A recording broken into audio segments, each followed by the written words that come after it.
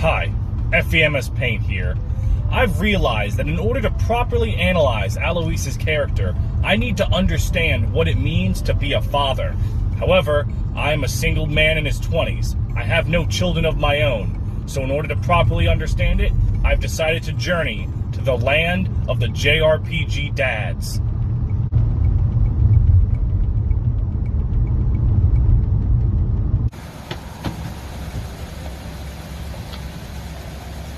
Alright, JRPG dads, tell me your wisdom.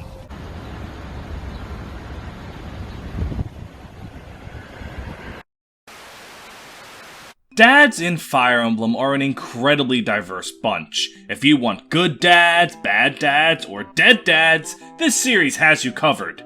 There are some amazing fathers like Garcia and Finn, who do everything for their kids and hold a great amount of respect for them that's mutual.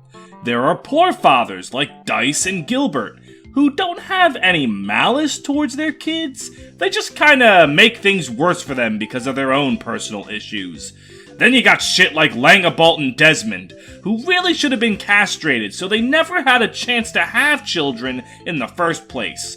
And today, we'll be looking at Alois, one of the good dads who loves all of his children unconditionally. And I say kids plural, despite him only having one daughter, because deep down, we are all Alois's children. Alois shows up at the beginning of the game, and much like Hanuman or Shamir, he does absolutely nothing in the game unless you go out of your way to talk to him. So we need to jump into supports right away. But before we do, I want to bring up one of his lost items that you can find lying around in the monastery. In 3 houses, every character has like 3 items that they leave lying around, and you can bring them back to them for a boost to their energy. Some are as basic as stuff for Shamir to make her bowstrings, or chloroform rag for Hubert, which, don't think about that one too much.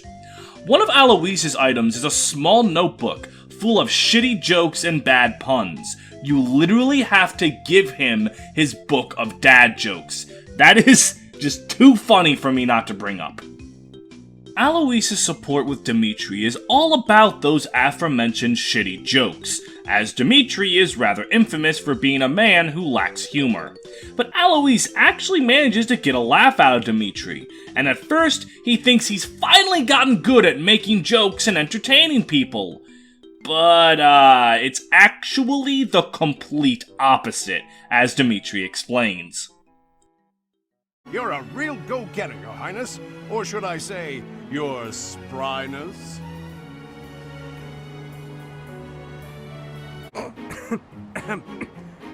I just... Huh?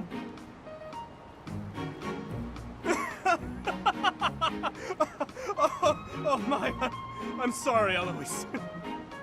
Wait, you mean you actually found it funny? Oh goodness, not at all. I see. But when a joke is unfunny to a certain degree, it somehow comes full circle into hilarity. The rest of their support is about the aftermath of a rough battle, where Alois, Dimitri, and some Kingdom Knights are battered and bruised, with the long trek back to the monastery looming over them. Alois attempts to make some jokes to lighten their spirits, and though the jokes are absolutely terrible, Dimitri and the others start to laugh along with him, and his jokes help keep the morale up among them as they make it back to safer ground. Dimitri explains the reason they laughed wasn't because the jokes were good, it's because Alois has a genuine charisma to him, because he's trying so earnestly, and because his intentions are always so pure, it's hard to not laugh along with him, even if his jokes are bottom-barrel comedy. These scenes help portray Alois as a kind-hearted goofball, who likes helping people for no other reason than he's a nice guy. His Petra support has her seeing the charisma he has, and she asks him to teach her how to be funny and make good conversations with people. This support leads to humorous scenes because 1. Alois's jokes aren't funny, that's the point, and 2. His jokes are all shitty puns that are plays on words. Well, Petra already doesn't get English very well, so when Alois's jokes are all about playing on English, they're not really easy for Petra to grasp. Regardless, he does try his best to teach her, and she even manages to get some laughs out of people. Though, much like Alois himself, they're not really laughing at Petra's jokes, but more so the energy she gives off while making them. These scenes help portray Alois as a kind-hearted goofball who likes helping people for no other reason than he's a nice guy. His supports with Manuela start with the two of them going to the dining hall together, only for Alois to get sidetracked talking about a letter he had just received from his wife. He's just so happy about his wife and daughter that he starts gushing about them, and he's so lost in this that he forgets he and Manuela were originally going to do anything, and he just keeps talking. The terminally single Manuela is a little disgruntled by the happy family man talking about the happy life that she's wanted for years, and while Alois is kind of being rude, it's from a place of genuine love and sincerity that it's hard to really get annoyed with him. He's just a man who really loves his family. You don't need much more than that to be a likable dude, and it's sweet to see, even if it's at Manuela's expense. The support continues with him looking for a birthday gift for his daughter. He always gives her ancient coins, and he's getting the feeling she doesn't like them as much as he does. He asks Manuela for help, figuring a young woman would know what a young woman would want, and through some buttering up, she agrees to help. The gift is perfect, and through a thank you letter addressed to, quote, the person who helped Dad choose my gift, Manuela sees how much Alois's daughter loves him back. It's a nice scene showing both that Alois loves and cares for his family, and that they love and care for him. A healthy, alive family is so rare in JRPGs that seeing one is a genuine shock to the system, in a good way. These scenes help portray Alois as a kind-hearted goofball, who likes helping people for no other reason than he's a nice guy. Now's the point where you're asking yourself, so where's the analysis? All of what I've said so far are just instances of Alois being a cool dude.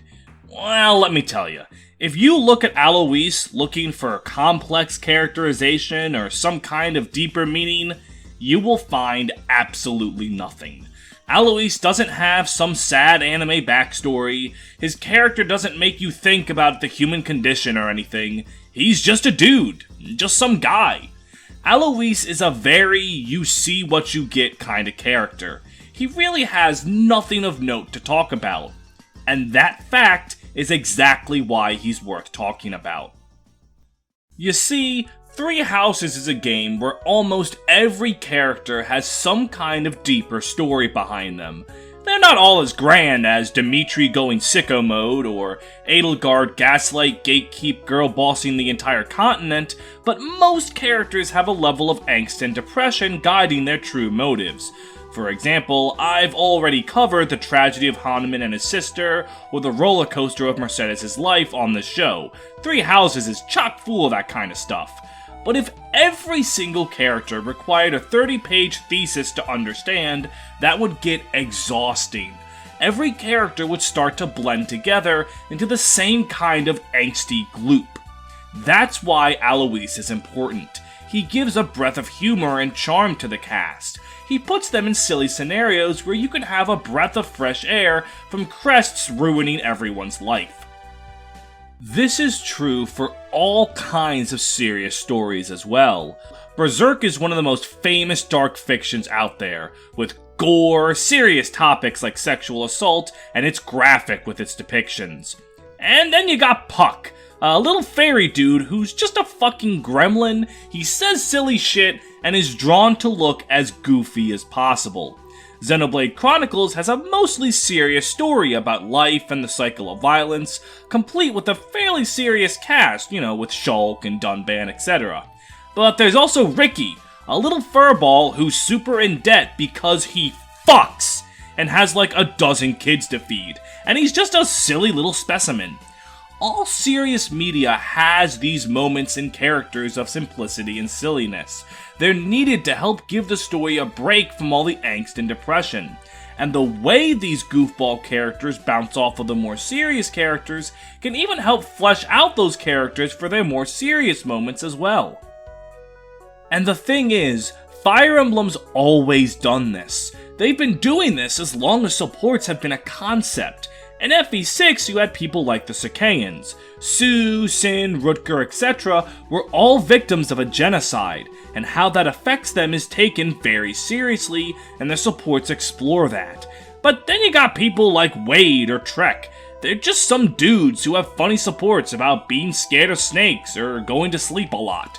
FE8 has the likes of Noel and Dussel, who talk about loss and what it means to move on when your entire life has crumbled before you. And then you got Lute, who doesn't have anything of note to say, and is kind of like this weird little cryptid in your army. FE has always understood that you need the simple to work with the complex. Alois is just the latest example of that mentality being implemented. So with that being said, there is a single thing about Alois that gives him some depth to his character, and that's his crippling fear of ghosts. It's a silly little thing in his support with Mercedes, but the reason he's so afraid of them is revealed in his Shamir supports. He believes he's to be haunted by all the ghosts of the people he's killed in his life. You asked if I ever think about the people I've killed. Yes. You said you never do, but me, I can't go a day without thinking about them. The feel of my weapon cutting through them, their twisted faces, their cries of pain, and that awful scent of blood. I was carrying out my duties, but that doesn't make it easier for me to forget. And the dead haven't forgotten me either. Their hatred, their resentment, their curses. One day, the spirits will set upon me for revenge. Ooh! I apologize for striking you, but it had to be done. Have you calmed down? Yes, thanks. I needed that. Now, the thing about this is that Alois' speech here is very serious in what he's saying, but it's still treated comically in the game. Even when he has complexity, it's mostly used as a setup to a joke. And while that could definitely piss off some people that want deeper characters, I think it works because Alois himself isn't really a character built for it. Plus, if you wanted complexity, you got plenty of other options in this game. But even still, that one scene does give him some level of seriousness to make him feel like more than just a good dad character. So even if it's a literal punchline, it helps to flesh him out a bit.